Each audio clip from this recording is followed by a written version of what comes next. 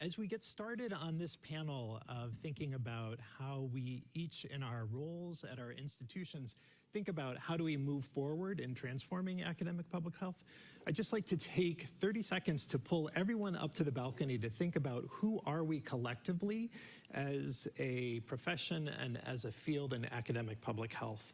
And so currently ASPPH membership includes 153 schools and programs of public health.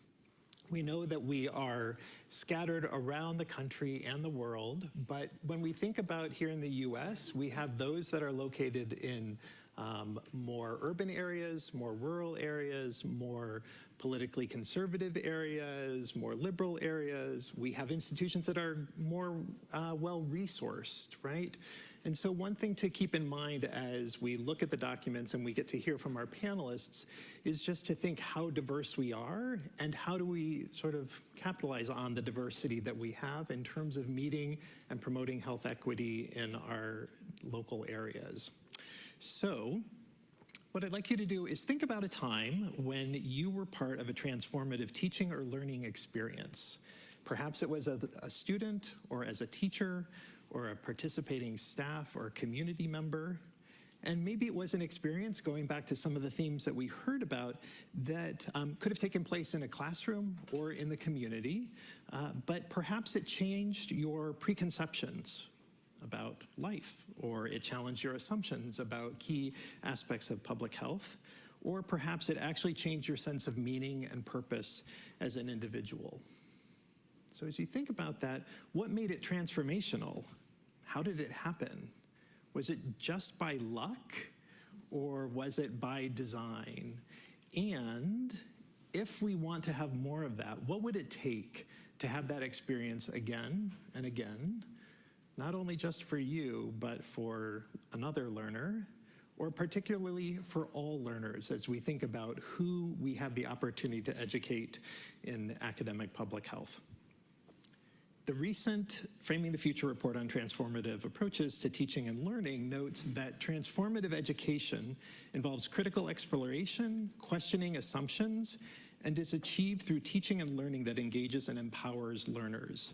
The goal of transformative education in public health is to prepare learners to make informed decisions and drive meaningful actions, both locally and globally, at individual, institutional, and community levels.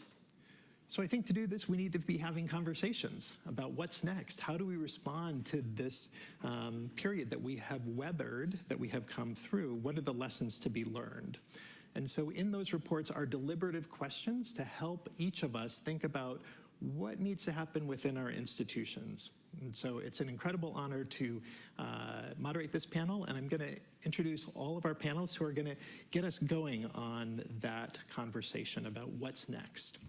So first we'll hear from Mark Kivinyemi. He's Development Dimensions International Endowed Professor of Health, Behavior, and Society in the College of Public Health at the University of Kentucky.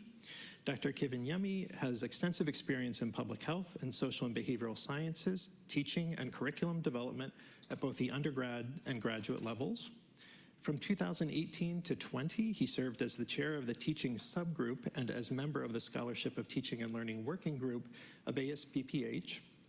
And from 2020 to 2024, he served as member of the steering committee and as co-chair of the Fostering Community Partnerships for a Healthier World expert panel for ASPPH Framing the Future Education for Public Health 2030. Then we will turn to Kimberly Kreitis, the Assistant Dean and Director of Graduate Public Health Programs at the University of Buffalo School of Public Health and Health Professions, and Clinical Assistant Professor in the Department of Community Health and Health Behavior. Dr. Kreitis oversees graduate public health curricular design, competency and assessment, development and evaluation, applied practice experiences, program and student outcomes, and accreditation. Her research focuses on public health education access and workforce development. She served as co-investigator and project director for 2 public health training programs funded by the Health Resources and Services Agency, an item writer for the Certified in Public Health exam since 2019, and ASPPH Framing the Future 2030 panel member. Third, we'll hear from Tariem A. Burroughs, the Director of Career Services and Experiential Learning at Drexel University's Dornsife School of Public Health. Dr. Burroughs has worked at the intersection of health, education, and community for much of his career. He has always had the drive to make programs sustainable, yet innovative and fresh, to provide communities with the resources that they need to thrive. He brings the same drive to this role and aims to empower and aid students who are pursuing careers in public health. Then we will turn to Viviana Origian, professor educator in the Department of Public Health Sciences at the University of Miami Miller School of Medicine. She is currently serving as the Director of Public Health Education, Director of the Americas Initiative for Public Health Innovation, and directs the Master in Public Health and Masters of Science in Public Health. Dr. Horigian is also the Executive Director of the Florida Node Alliance of the National Drug Abuse Treatment Clinical Trials Network, housed at the University of Miami. She serves in the Scholarship of Teaching and Learning Task Force for ASPPH and represents the Miller School of Medicine in its Academic Affairs section. And finally, we will hear from Antonia Lewis-Reese, Senior Director of the Strategic Initiatives in the Office of the Dean at the University of Illinois Chicago School of Public Health. Ms. Lewis-Reese works across internal and external stakeholder groups to advance the priorities of the school by providing leadership and expertise on projects and programs focused on improving quality, culture, and effectiveness. Specifically, she is responsible for ensuring progress of strategic and compliance efforts, including those related to accreditation, identifying opportunities for strategic growth, leading institutional research and change initiatives, and providing vision for School of Public Health brand development and communication efforts in collaboration with the Director of Marketing and Communications. So to kick things off, I'll turn things over to Dr. Kivinyami.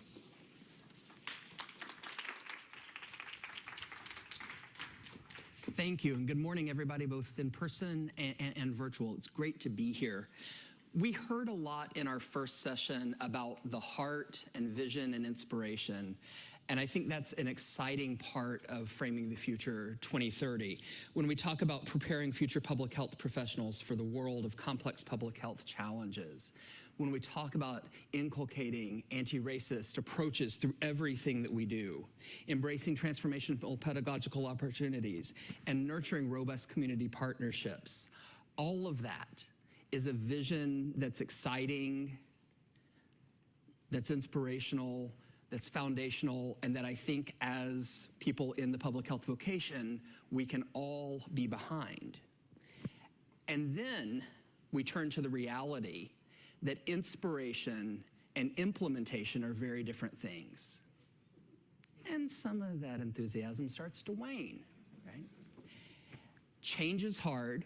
Implementing that change is even harder, and we could spend a lot of time talking about those reasons, but one of the ones that we hear quite frequently is that all of us in academic public health have a fair amount on our plates already. And so as we've done these Framing the Future discussions, what we've heard is, yes, but how do we fit that into the curriculum? You know, our students want that stuff that's in the coursework, right? There's already so much we have to cover. There's so many competencies. So my goal for the day is to talk through a blueprint that can potentially help us out of that problem. I'm gonna steal from Dr. Koh because it was awesome.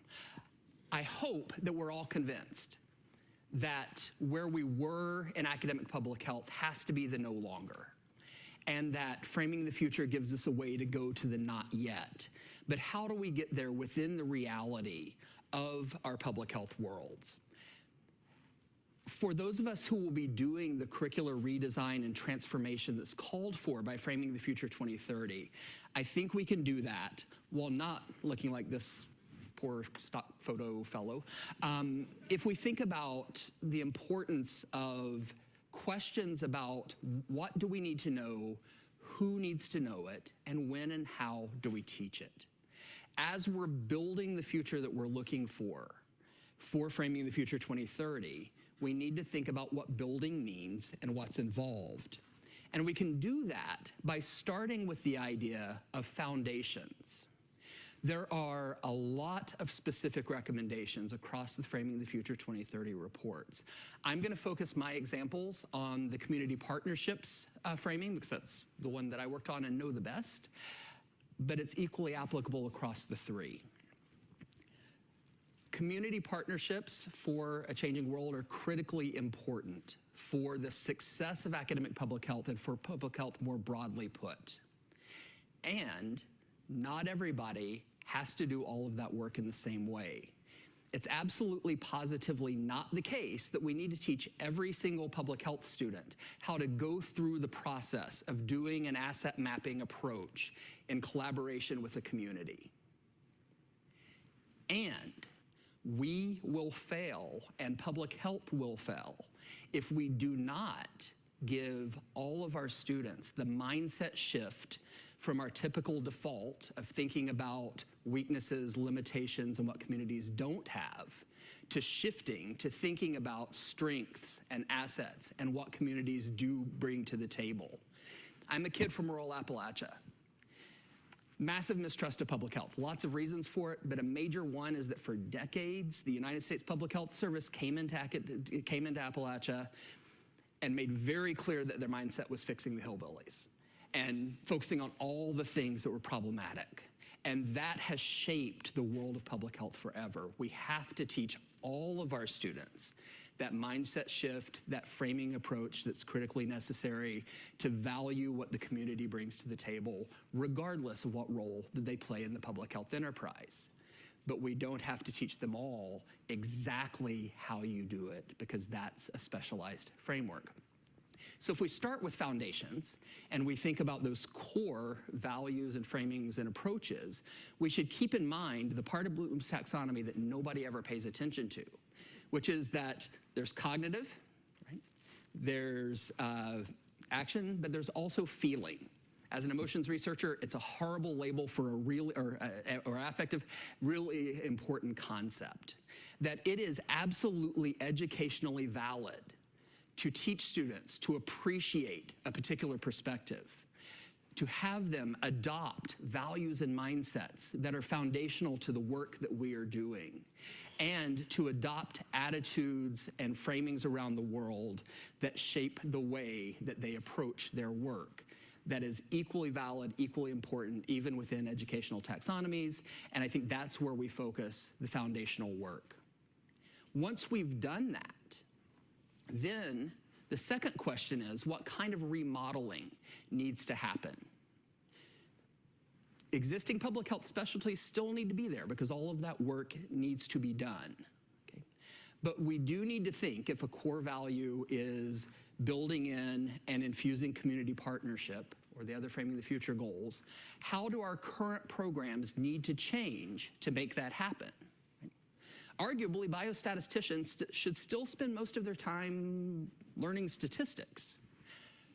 And from a community-based perspective, we need to think very carefully about how you model those community-based assets and do it in a way more systematic than treating it as error variance. Right? So what needs to change about the training and the modeling for those who are going to do the statistical work of program evaluation in communities?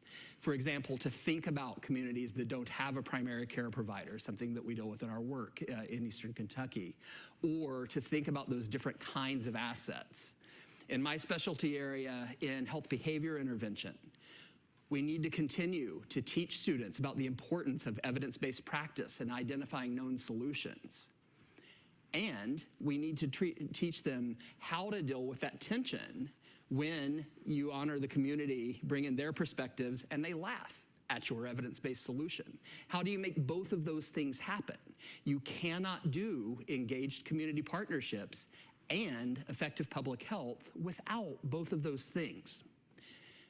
So first, again, foundations and remodeling, but then pushing past where we are already. I would argue that true work around developing community partnerships and infusing them throughout public health, and I would argue the same for anti-racism work and other parts of the framework, involves thinking in an avant-garde way. Community engagement and doing it well is an incredibly specialized skill set. We think about team science approaches in our research work.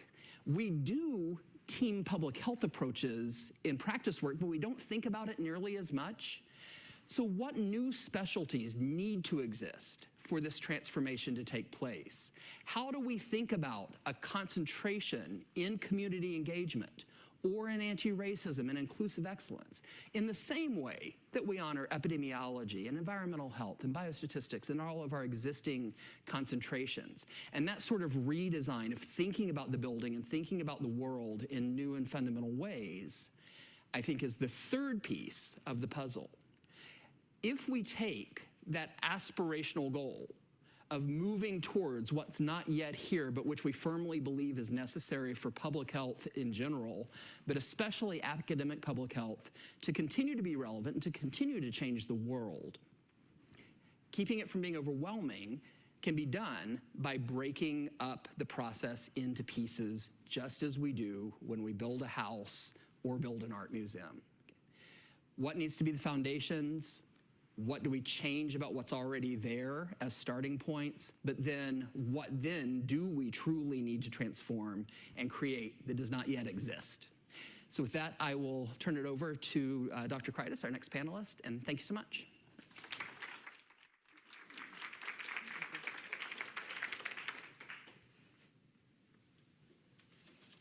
Thank you, Dr. Kivanimi. Can you all hear me okay? Good, okay, thank you.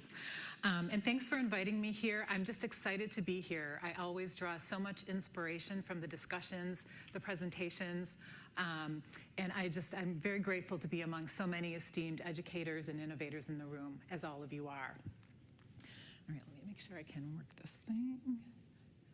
All right, there we go.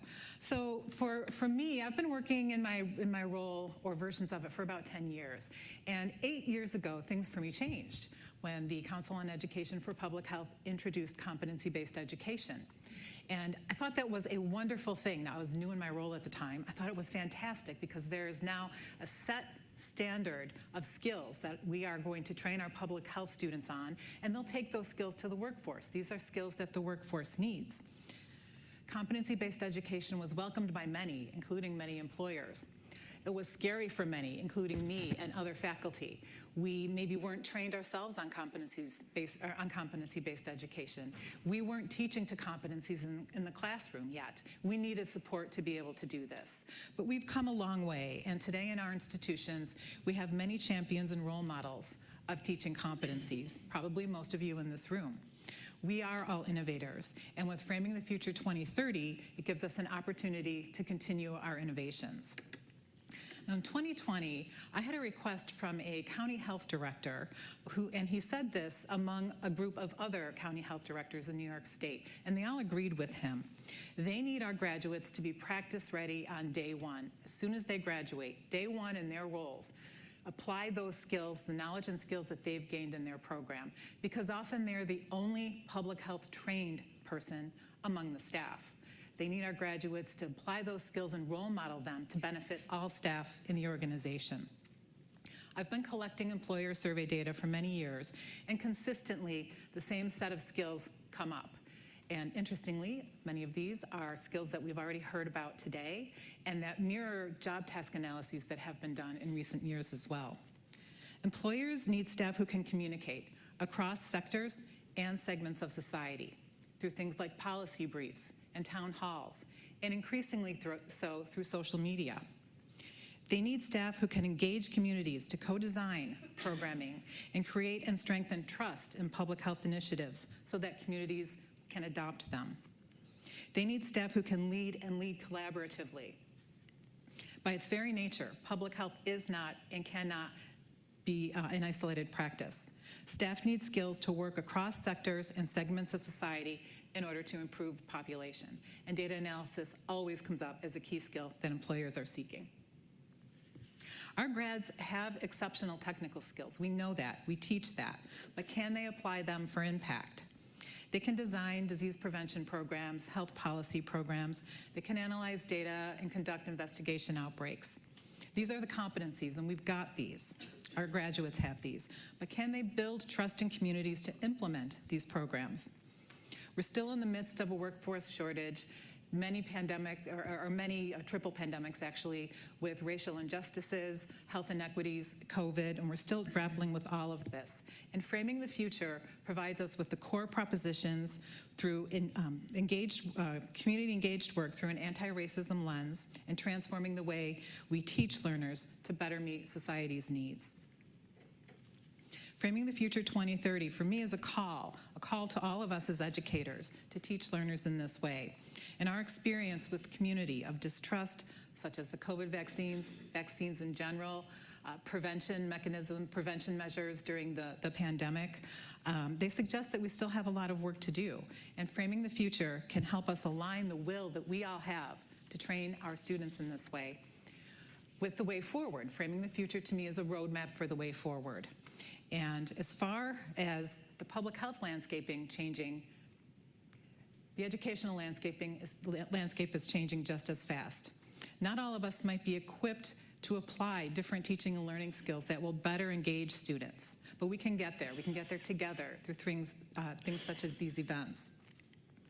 What I like to do is I like to identify activities where we are doing some of this in our institution. See if we can strengthen those activities in our courses, in our training. Can we replicate them, do more of them, collaborate, bring partners in, our community partners, and have them help us so we can better help them when we prepare our graduates. And I do have some examples to share of how we are specifically trying to ensure that Framing the Future propositions are throughout our curriculum. So one way that we're building inclusive excellence through an anti-racism lens is by integrating equity, diversity, and inclusion competencies into the Master of Public Health integrated learning experience. And this came about from student requests back in 2020. Now, all students in their integrated learning experience have to address some of the EDI-related competencies.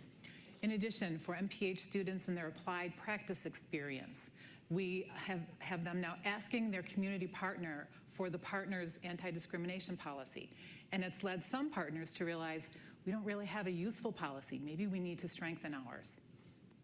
As far as fostering community partnerships, we've gone to our health directors. We've asked them, what pressing issue do you have that our students can perhaps help you with? For example, one of our county health directors was getting pushback from community residents about windmills coming up in the community. They didn't know any of the health risks related to windmills. They didn't know any of the evidence. So our students did a literature review, provided that to the director, and he hosted a town hall to provide evidence-based information to the community. We're trying to integrate transformative teaching and learning approaches, doing things like embedding community activities into our courses. One example here is one of our county health departments hosts many community Narcan trainings.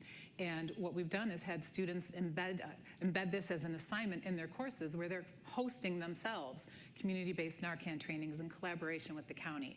For 7 years running now, every year we've got students hosting one of these events. And here, whoops, wrong way, sorry. And here's just one last example of how we're trying to integrate Framing the Future recommendations.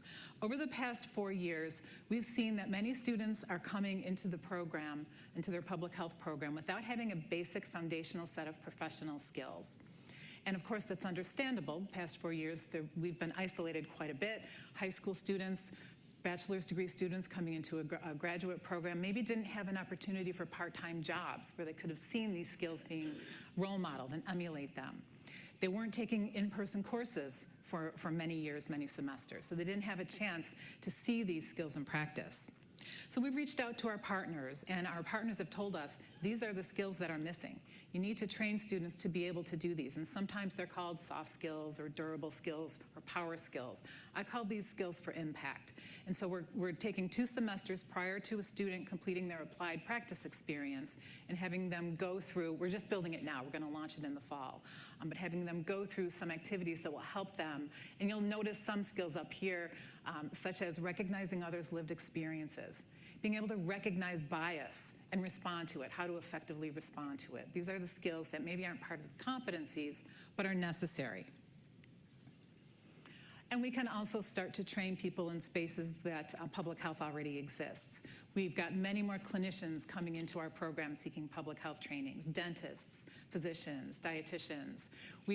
Many of us now have micro-credentials and online courses and short courses. So maybe we can train other folks who are working in a public health space but don't have that public health training. Last one. So for me, I love these events because there's so much inspiration, as I mentioned. So many big ideas are shared. And I try to take away one or two key things to go back to my institution and implement in my institution, or even within my teaching, if that's what I can influence. And for me, framing the future, starting with things like the deliberative questions. I'm going to take those back and ask them in some of the meetings that I have with staff and other faculty. The curricular information that's in framing the future, things like infusing social determinants of health throughout the curriculum, and some of the examples that I shared with you are other ways that we're trying to tie in curricularly framing the future recommendations and do more of them. And try to identify processes that can flex or adapt. So those are the things within my organization that I'm doing. And I thank you all, and I look forward to hearing what you're doing in your organizations. I'll turn it over to Tariem Burroughs. Which way's the clicker?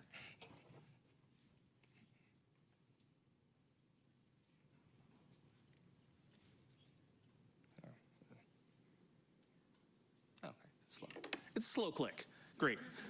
Thank you all again. My name is Dr. Tariem Burroughs, and I'm here from Drexel's Dornsife School of Public Health. And I'm talking about transformative approaches to teaching public health, but also preparing our students for a dynamic and evolving field. I'm so happy that this conversation is happening because we are challenging entrenched ideas. We are challenging entrenched ideas related to how we teach our students, how the field is, as well as who we are as an organization, as well as schools. So we are moving beyond of asking, so what? We are now asking why, how, and for whom. And these are very important questions that our students should also be asking. Because we have different learners at different points in their lives and their careers, and we should really take that into account when we go through our teaching process.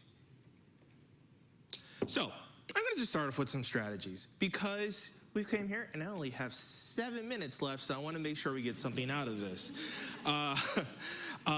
So for this, I wanna really talk about building models built on science and learning, because what we do is a science, it's an art, but at the end of the day, we are still learning. And so I'm gonna talk about utilizing reflections, using rubrics, creation of professional portfolios, and just preparing for a dynamic field. And you wonder why am I starting off with reflections? Because reflection always comes at the end. If you've ever been to a talk, we always use reflection at the end. But it's a process that but the work that we do is really an iterative process. It's always going, it's always changing. We should always be reflecting as we continue through our work. Because so often when we're doing this work, and the skill that we teach our students, you have to pivot and scale all the time. And it's such an important skill. And to do that, you have to reflect on the work that you're doing. And we need to continue to encourage this type of critical thinking when we're talking to our students. In a previous talk, I talked about we're not just educating epidemiologists. We're not just educating public health and policy people. We're educating public health professionals that can do these things. And it's important to know because our students have to be able to pivot. So continue to kind of bring that back into the core and the conversation has so many benefits for learning. It kind of enhances that learning retention. We always say we're trying to create these lifelong learners. But if we're really trying to create lifelong learners, we have to not just say it, we have to believe it, and we have to also teach that to our students. Because we need to continue, as my colleague said, foster this growth mindset. You're not just in this place at this time. But that time will change. Most recently, it's really hard to have a public health conversation without talking about COVID. But most recently, in our Philadelphia Department of Public Health, a lot of those COVID positions went away. And so a lot of those people that were doing those COVID jobs as tracers, et cetera, had to move into different roles. That was really difficult for some of those individuals. Even though they were trained with degrees in public health, but they didn't have that growth mindset to be able to change and do a different job in the same place and still in the Department of Public Health because it was really hard for them to pivot. So I use that as an example, and I'm sure this has happened probably across the field and people switching these routes, but really kind of driving home, having that growth mindset for change. And so utilizing rubrics. Well, how are we going to measure this? And I know I always hate to put it down to these metrics, but we have to have some sort of metrics. And not just for having metrics for metrics' sakes, but also using as mechanisms for grounding. So if you're saying that I need to have the skill focus on communication, so how are you measuring that I have the skill on communication? Is it through these presentations that I'm doing? Is it through these talks? Or is it through how am I even being a TA, thinking of our DRPH students, but how am I doing that? And so just having these mechanisms to and artifacts to give a student and saying, I need you to, again, going back to reflection, to reflect on this, but able to ground it. Because it's like, well, you could do better by doing X, Y, and Z. Okay, but what is that attached to? If it's not really attached to nothing, it's really hard to improve in something that's not attached to anything. So again, some of the advantages that is providing clear expectations. But not just providing clear expectations, but facilitating objective assessment and for complex tasks. But we're also really modeling this as well as they continue their perfection. So we're not just doing this for, again, for metrics or this educational sake, but we're also doing it for modeling for when they're out in the field, talking to different communities. And I'm going to use communities in a very broad way because communities are contextual. So you could be in the pharma community, you can be in Appalachia, or you can be here in Boston. But really kind of taking that into context when you're talking about these communities. But we also need to design effective rubrics as well. We can't just like, you need to be measured on X, Y, and Z aspects, but they must align with the work that we are doing. But they also, not just the work that we're doing in public health, but also the mission of our individual schools as well. And I previously did my research, and this is mostly focused on medical education, but really seeing, does the work that you want, does the work that you want to do, what you want students to learn, really align with your mission? So really taking account of all our stakeholders in that, and that means our students, our faculty, as well as our staff who have to initiate a lot of these aspects as well to make sure that we're learning. So really thinking about when we're designing these rubrics to make sure they're effective with all stakeholders that are in mind. And also always continue to the application. Like, so again, going back to the why are we doing this? Because you want to be able to apply this. So really using aspects of case studies and research projects and presentations and just general practical skills that they can do. Again, we're mirroring these a lot of things.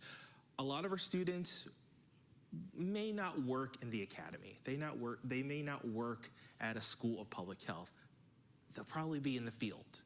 So really thinking about that we are educating a body with very vast interests, especially in the past few years, and there are way more markets opening up to people who get degrees in public health, and really kind of keeping that in mind, because this is a really great time. It means our students have even more opportunities when they walk down that aisle, get that piece of paper. It's like, well, the world's your oyster, and let's continue to think about that. But to do that, they have to be able to think flexibly. So one thing that we do, as soon as they enter the door, starting to think about creating those professional portfolios.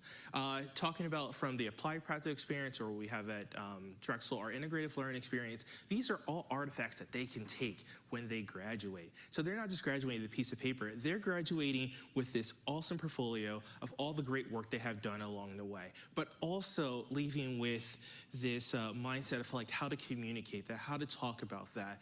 And it's like you can have the greatest resume in the world, but if you can't communicate anything that's on that piece of paper, then it's not as helpful. So again, having that resume and cover letter, as we talked about, these samples of their work, evidence of the competencies that they're able to, that they have achieved, and also provide structured these documentations, enhance their job application materials. I'm also director of career services too, so I wear two hats.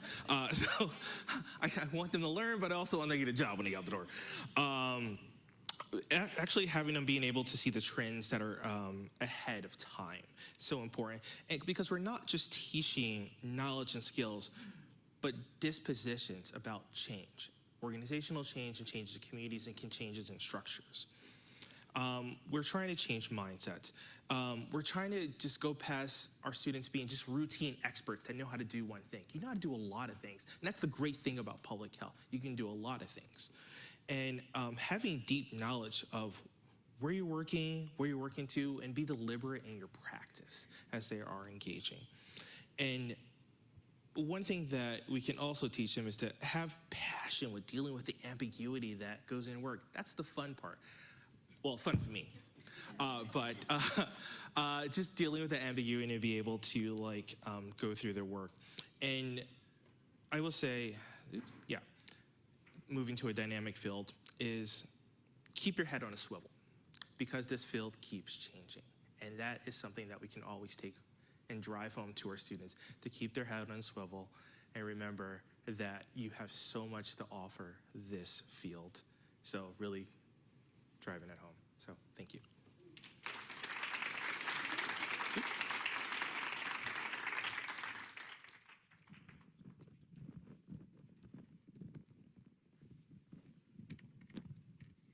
Good morning. Can you hear me right? Yes. Good morning, and so thank you so very much, Dean Galea, Dr. Sullivan, Dean Sullivan, Dr. Magana, ASPPH, Boston University, for inviting us, to be here today. And most importantly, to the members of those expert panels that put together a titanic report and that are inspiring us to rethink on how we're going to frame the future towards 2030. I think I want to start with a little bit on my background so that you can understand the perspective or the lens through which I see these problems. I am the granddaughter of 4 survivors of the Armenian genocide of 1915. They fled and escaped and got to Buenos Aires, Argentina when they're married. I was born in Buenos Aires, Argentina, and these stories, horrific events of fear and survival, are those that shaped my upbringing, my family life, and my community life. Thanks to my dad's hard work is that I was able to go to medical school, and it was the emotional pain that I saw in home visiting on different neighborhoods in the city that drove me to psychiatry, to the practice, the research, and education in psychiatry. And it was the family, the neighborhoods that drove me to public health. I'm an immigrant in this country. I arrived 1 month after 9/11 at the age of 33. And I'm the director of a public health program in a leading research private institution in the Sunshine, Florida state. So I thought that I want to start taking 3 quotations as guiding reflections, align them with the expert panel reports, and help us further reflect on those guiding questions.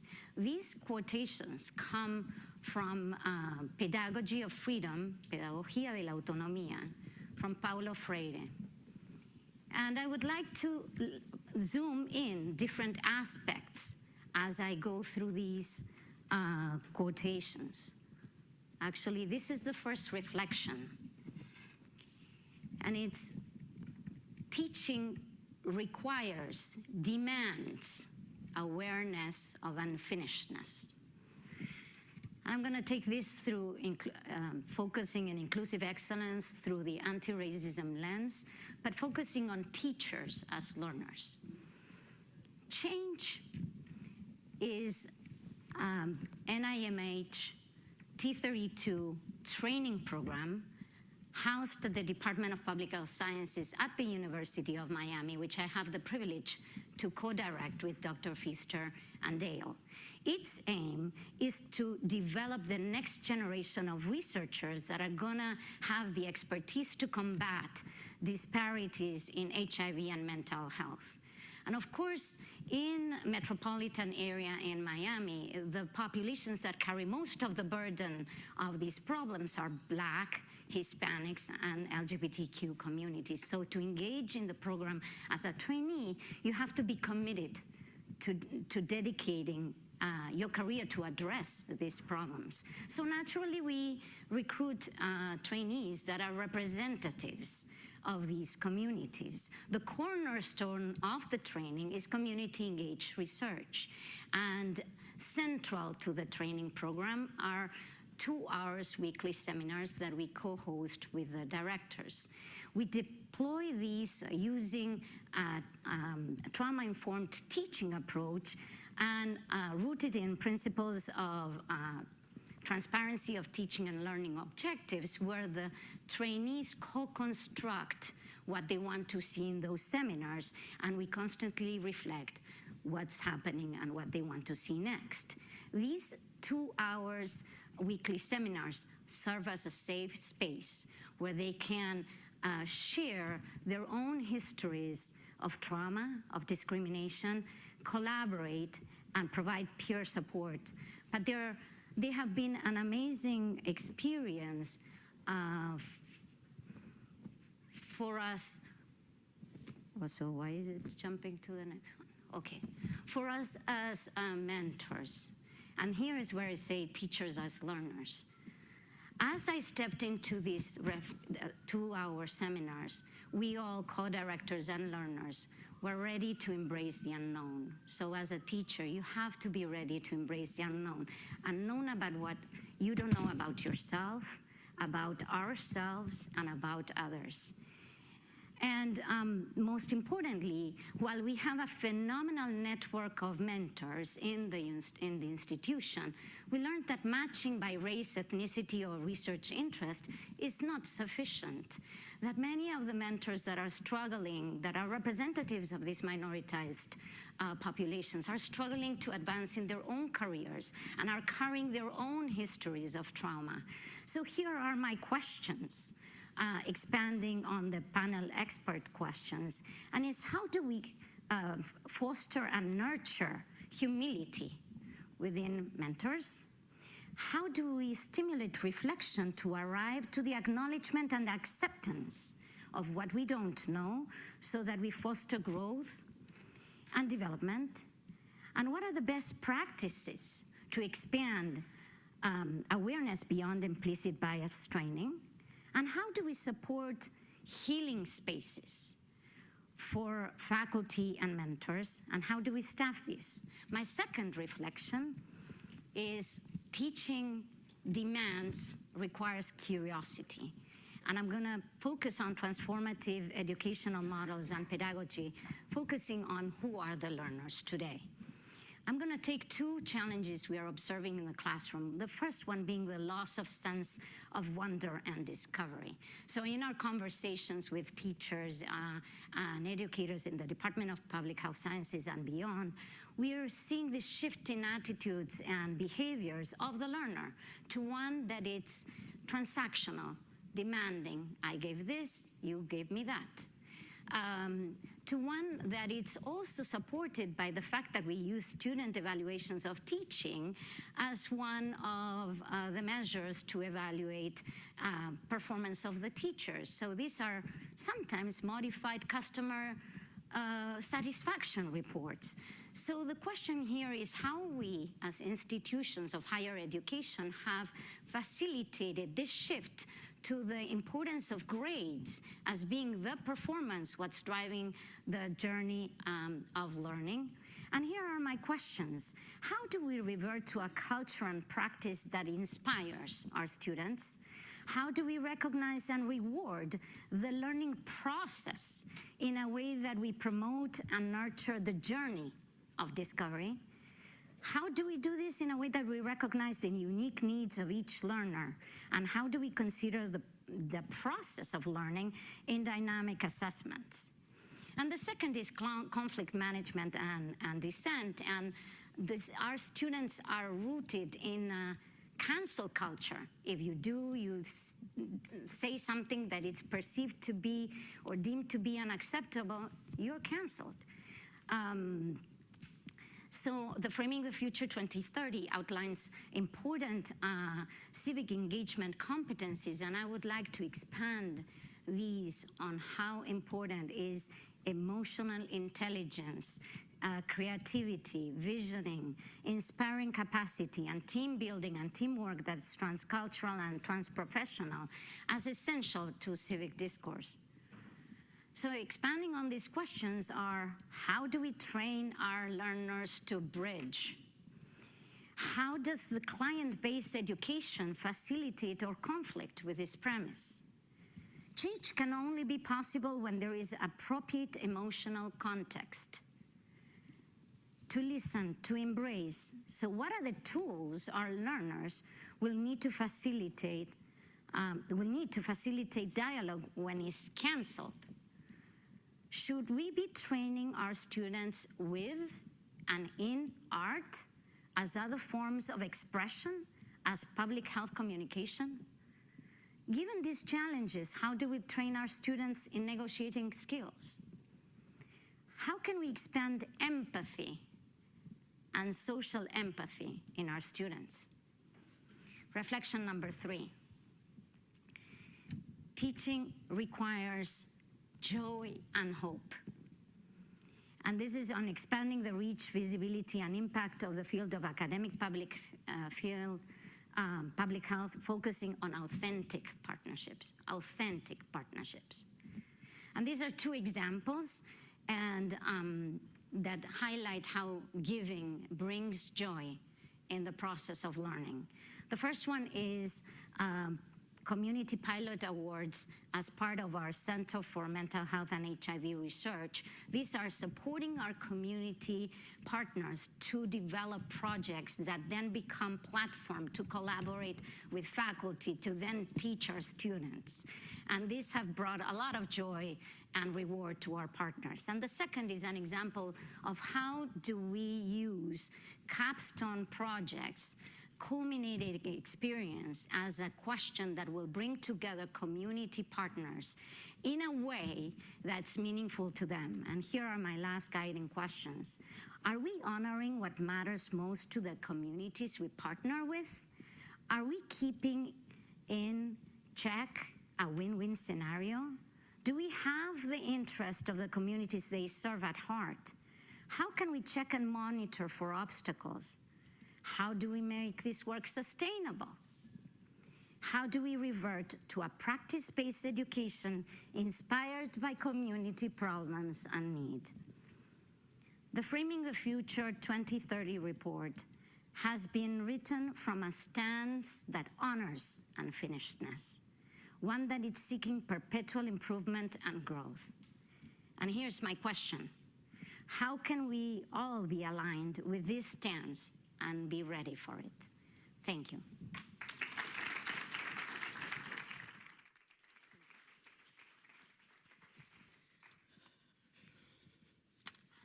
Hello, hello. My name is Antonia Lewis-Reese. I am the Senior Director of Strategic Initiatives at the University of Illinois at Chicago. And I just want to say first that I'm honored and humbled to join you today. And as a former representative and former chair, of the ASPPH data section, I am thankful to ASPPH and the BU School of Public Health for extending this invitation. So today I'm going to share a few exemplars from the UIC School of Public Health, some of my reflections, as well as some keys to implementation that I believe are central across all of the domains of the Framing the Future report. My emphasis will be on concepts and themes that are of most importance to people who do work that I do, which is supporting strategic planning efforts, supporting implementation, also evaluation, and identifying organizational requirements for advancing this work. So just a little bit of context. Our university was founded in 1970 as part of a land-grant university.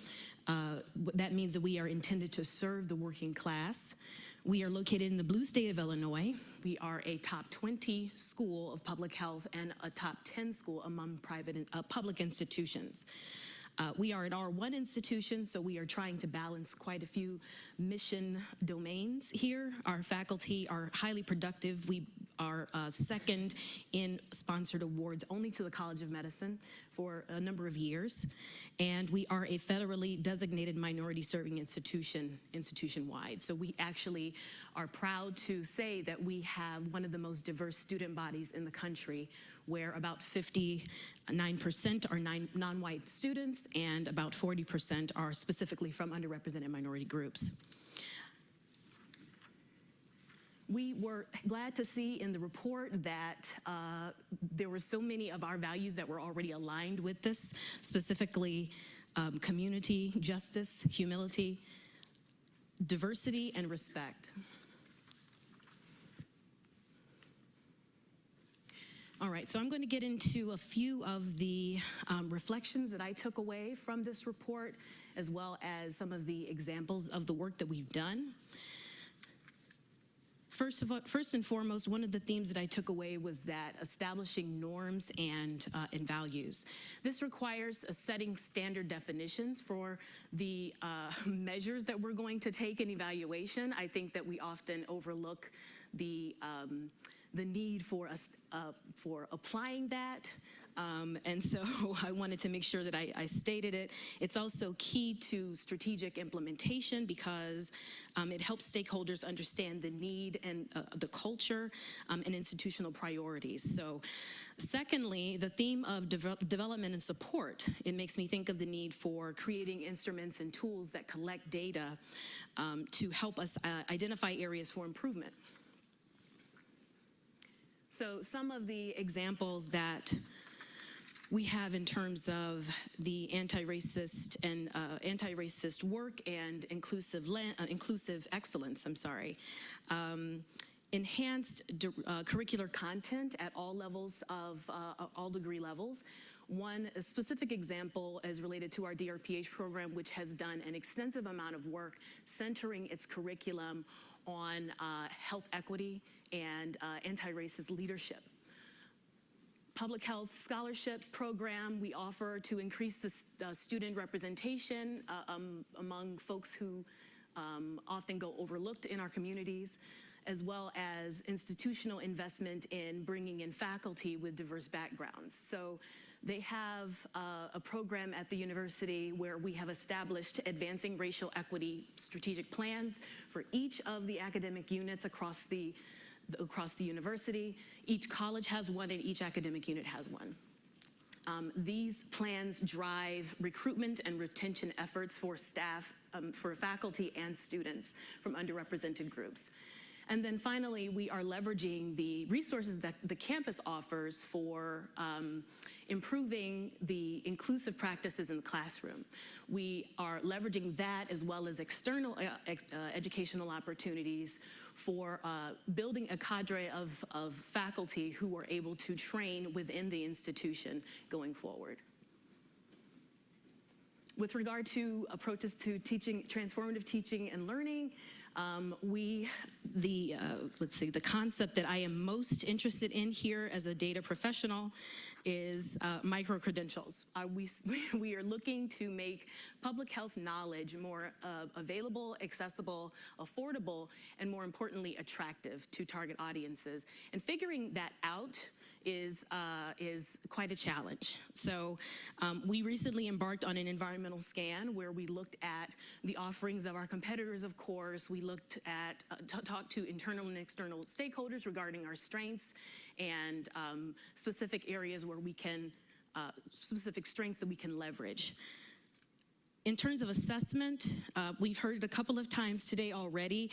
We have traditional course evaluations like anyone else, but identifying other opportunities to measure the degree to which our students are actually able to apply what they've learned will be especially important going forward. Grounding in social determinants of health as well. So some of the things that we've done, we have embarked on community engaged teaching efforts that are led by our Collaboratory for Health Justice, which I will talk about a little bit later. We have established student supports along the continuum from pre-matriculation at the undergraduate and graduate level. We have SPH Success, which is a online, on-demand set of modules in quantitative skills and writing, so that students have access to it from the time they enroll. It's a Blackboard course. We also use that data in order to inform early identification processes for students who might need remediation or support from our peer support team. We also have established a committee on educational programs, accreditation, review, and learning. This group will go into effect this fall, and it is responsible for conducting evaluation processes every 5 years based on each of our degree programs. The third area that I am looking at as well is bidirectional outcomes with regard to partnerships. So establishing metrics for partnership beyond the number of partnerships or agreements that we have in place, which are often what we kind of rest on, finding out how we add value, looking at external stakeholder feedback to understand what we look like, what our reputation and brand is as a partner. And then finally, continuous improvement, evaluation practices, strategy development, and implementation. Some things that we've done, which I'm sure many of you have, academic partnerships, external advisory boards from community and from industry, providing technical support to our partners. But more importantly, our Collaboratory for Health Justice was specifically launched to expand the capacity that we have to build partnerships and to incorporate community engagement across research, teaching, and practice. One of the most impactful programs that we have are with regard to community course alignment. And so essentially, faculty will volunteer to receive support from our Collaboratory for Health Justice to connect them with communities, identify a project that will help them advance their mission, and all of the deliverables go toward that. We recently had an award-winning award from the Delta Omega organization for innovative curriculum, our Dr. Alyssa Valonis. Congratulations to her. So just a few elements that are common that are listed here. Two that I'd like to point out, especially in terms of accountability and culture. Accountability, we often think of it as transparency of responsibilities and things like that, but really this is, thinking about the people who are accountable for these things are the ones that you will be collaborating with most closely to measure progress and decision making. If you have not established a culture of trust, collaboration, communication, safety, engagement, it will be difficult to establish, sustain, and support accountability. Finally, some guiding principles for strategic planning. We are embarking on our strategic planning process this year. We've selected student success, research, promoting equity through engagement, and supportive culture and climate as our foci. The guiding principles, including diverse perspectives, shared development, adopting a people-first mentality, meaning removing any barriers that people have to success and being able to do the best work that they can possibly do. That means streamlining processes, eliminating redundancies, and building synergies. Thinking long-term about sustainability from the outset, and then creating opportunities for dialogue and dissent. Finally, these are some questions that I have posed, some of which have been spoken to already, that can be responded to through external stakeholder feedback collection, internal stakeholder feedback collection, evaluation practices, translation and storytelling, asset mapping, and improving the capacity for evaluation through dashboards, data collection processes, databases, and improving decision processes. So thank you so much.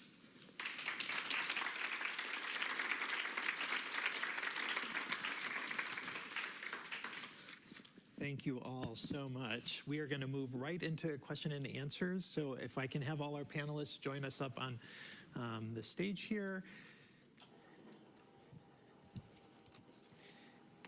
And we have just about 15 minutes for questions. We'll obviously take questions in the audience. Please, if you're joining us online, we would love to have questions from you.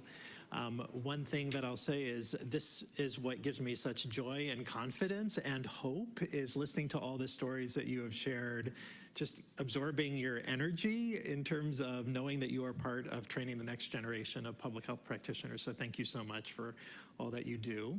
I'm going to kick us off with the first question, which is really reflecting how diverse we are as institutions. So I mentioned that there are 153 member organizations, but I think one of the things that really brings this into focus is when we think about how many students are we talking about influencing in our program. So in 2022-23, the range of enrolled students in our programs and schools of public health ranged from 11 students in a program to 4,929, okay? And then we think about, well, who's gonna do this? So who teaches this? So our faculty complement at programs and at schools ranged from, we'll go in the opposite direction, 2,058 to 3, right? So my question is, as you've shared so much great work, if anybody can share how you go about making a decision about what to do next, like what to pick up on, given the diversity, given that you may have individuals who are in our stages of change model, may be pre-contemplative about this stuff, or they may be ready for action, right? So anybody want to share with us, how do you decide? We all get to choose, but how do you decide within your spheres of influence how to pick up and move the ball forward in terms of some of the items in transforming education? I'm happy to start. That's okay. Yeah. I'm in a role that, and a lot in my role falls under my area. However, I don't ever make a decision. I don't make any decisions. I'm not a decision maker. I am a facilitator. That's what I call myself. Sometimes people call me a cat herder, but probably as are all of you in the room.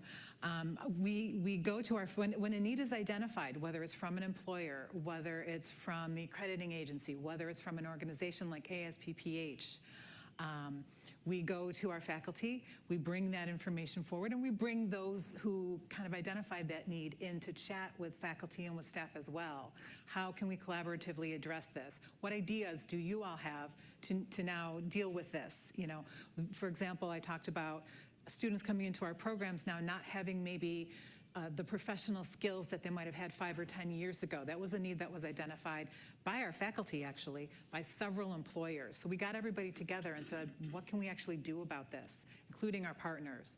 And that's, it took a while. It took many months. You know, it took will from our dean and to be able to marshal some of the resources.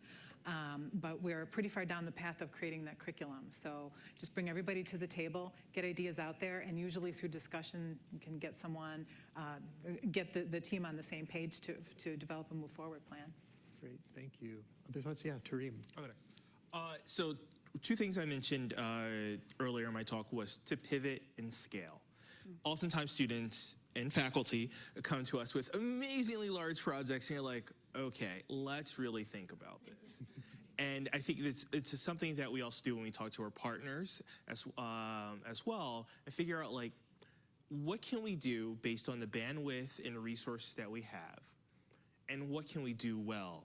And then how can we scale that up as we're working through the project? So really thinking through that, but also taking into account, as I heard from a colleague, don't always listen to the screams, listen to the whispers.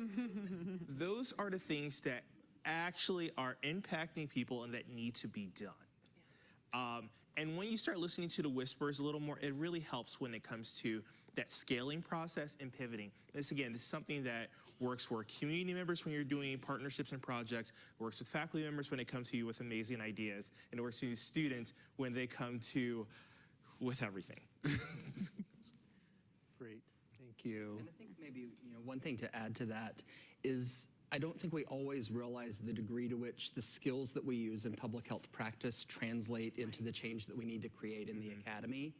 So I'm still waiting for the leadership position that actually has power and not just facilitation and responsibility. If any of y'all are hiring and have one of those, let's talk. Because so much of what we do in academia is exactly what we do in public health practice. So you create the change by finding what individual faculty, individual staff, individual leaders are already interested in, and grab that and think about how to make your initiative part of it. Yeah. I think second piece is to think about Jeffrey Rose.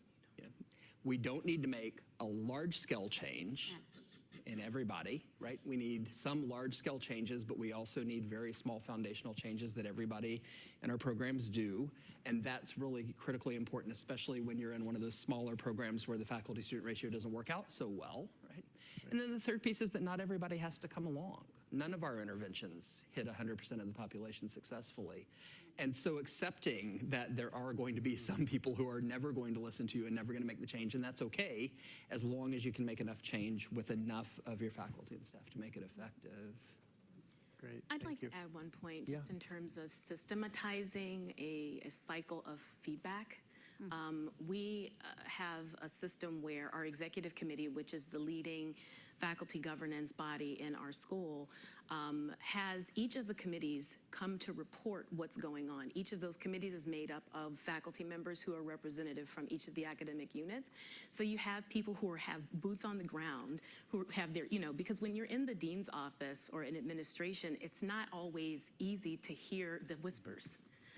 And so those committees are where those whispers are culminating and bubbling. So we have the staff as well. They're a huge resource. If you are not tapping the expertise of your staff, you're really missing out. Our staff are staffing these committees, and they're bringing their expertise from their administrative units. So they come, the chairs of those committees come and present the things that they're dealing with, their challenges. They also submit an annual report at the end of the year where they share with us, what were the challenges implementing some of these strategies? What were the challenges achieving the charge of your committee? And so executive committee, which has responsibility for making sure that these committees are effective, they now take that information and, hey, we probably need to change this in the charge. Hey, we need to probably add this to the charge. Hey, we probably need to dissolve this committee altogether. Just try to save people some meeting time and all of that. And also those touch points with our students, student town halls, one-on-ones with the dean. He has weekly open office hours. And then at the end of the year, the executive committee, along with all of the chairs of those committees, as well as the administrators for each of the administrative units, come together, including the division directors. We go over the data from our strategic plan. We talk about key takeaways. And then in the summer, the administration, the dean's office, gets together and says, okay, how can we implement this? Is this feasible, what they want? And when can we start to implement? So just kind of systematizing things, and that has really worked wonders. In addition to that, when you have the documentation, it helps with accreditation. That's a huge thing. All we had to do was keep our minutes, obviously, but those annual reports, it was simple, straight to the point. Great. Yeah, and so, Viviana, yeah, so- and as Viviana speaks, then if anybody from the audience has a question, okay, we'll be ready. Great. So I want to highlight the importance of creating spaces where you can hear the whispers or the communal voice. In the department, we established teaching faculty retreats. Sometimes are just 1 hour. In December, we held an entire day of a retreat. I will also want to highlight the importance of our staff, of our graduate program staff, because sometimes these whispers are caught by our staff. So if we are not a holistic team, we can't have the pulse on what's going on and what worries. And with regard to faculty, one thing that I think it's important, as we do also with students, is recognize and reward. If we want to drive change, we have to be able to recognize and reward. We are a program, so sometimes that gives us the luxury of being able to do things, although very in minimal scale, but control it better, probably, because there's not so much complexity. But rewarding faculty and rewarding everyone, actually, along the way, it's important to reflect and celebrate on the process of change. Thank you so much, Viviana. Great, first question. Christine Arcari, Chilean School of Public Health and Tropical Medicine. Thank you to all of our speakers today. This has been wonderful. My question for you, one of the overwhelming messages we get in Framing the Future and what we've heard today from, I think, every single speaker is the importance of community partnerships in our education programs. And what are some innovative ways that we can show appreciation and incentivize our community partners? Because we ask a lot of them, and I want to keep asking more of them. So I'd love to hear your ideas and what you're doing in your own schools. Yeah. So this past year, we took it in a deliberative way, because some of the relationships are still there, but after COVID, the connection was not.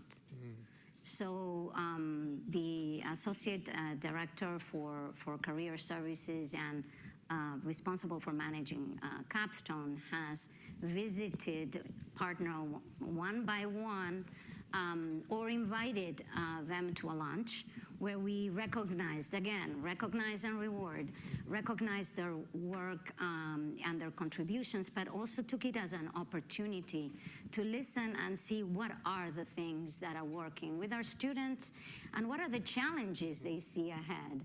So rather than being driven by accreditation and needing to demonstrate that we can do it, is what is it that they see that is critical? And this has been invaluable. And it's not only just creating the space, but also making sure, as I was referring to, is that you communicate that in the way that it's meaningful to the partner.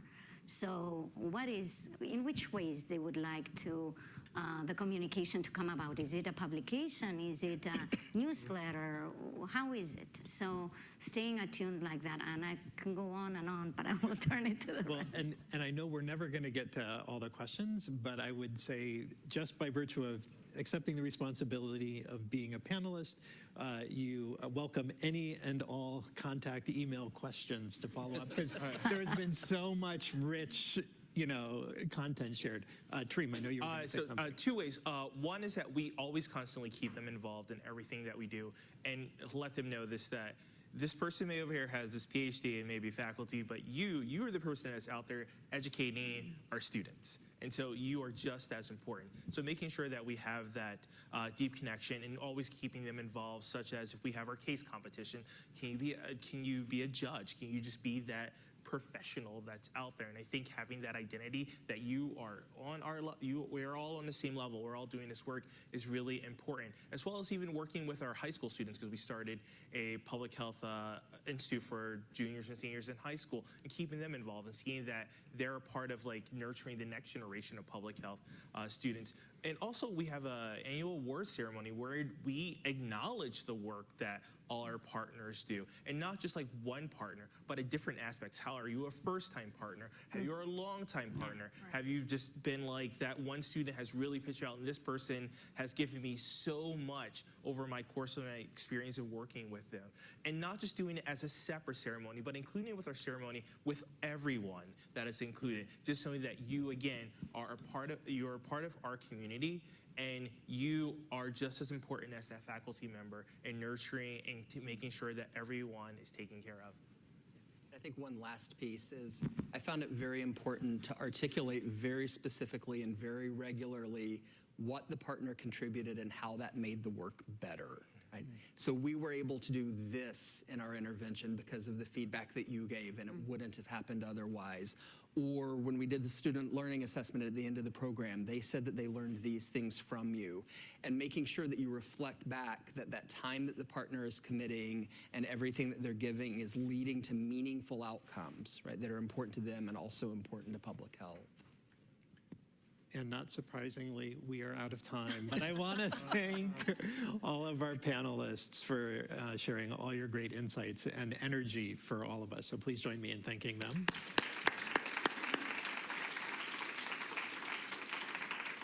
And now to wrap things up, I'd like to introduce Dr. Thomas Levice, Dean and Weatherhead Presidential Chair in Health Equity at Tulane University School of Public Health and Tropical Medicine, and Chair of the ASPPH Board. Okay. Thank you all for joining us for today's Teaching and Public Health conversation. As the chair of the ASPPH Board of Directors, special thanks goes to Boston University School of Public Health for sponsoring this dynamic event. As we wrap up these meaningful interactions, I encourage everyone to continue these dialogues within your respective public health schools and programs and with your community partners. Dr. Laura Magana's opening remarks emphasized Framing the Future 2030's call to action, integrating anti-racism principles into educational frameworks, catalyzing a shift in teaching methods and fostering deeper community connections. I'm optimistic that akin to the original Framing the Future initiatives that my Senior Associate Dean for Academic Affairs, Christina Kari, still refers to nearly a decade after it was released, the ASPPH Framing the Future 2030 will be even more impactful and transformative for our field and public health as a large. Reflecting on ongoing teaching challenges, from the shift to more online education and how to nurture student engagement in our teaching and our learning spaces, the declining trust in public health and ongoing racial disparities, along with the rise of AI technologies and their impact on instructional methods and social justice values, it's clear that these themes come at just the right time. 5 years from now, it'll be interesting to see how far we have come towards our desired outcomes.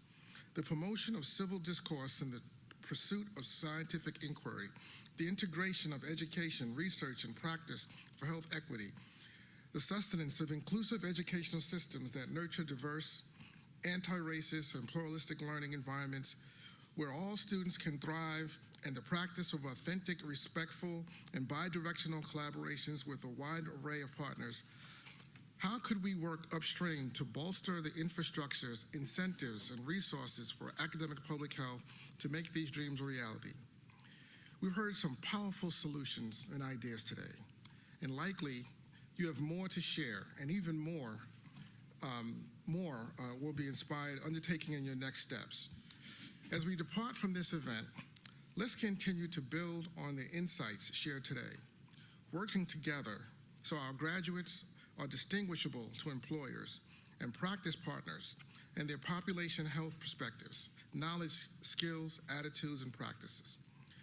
Thank you once again for your participation and dedication. Let's move forward with renewed purpose and determination.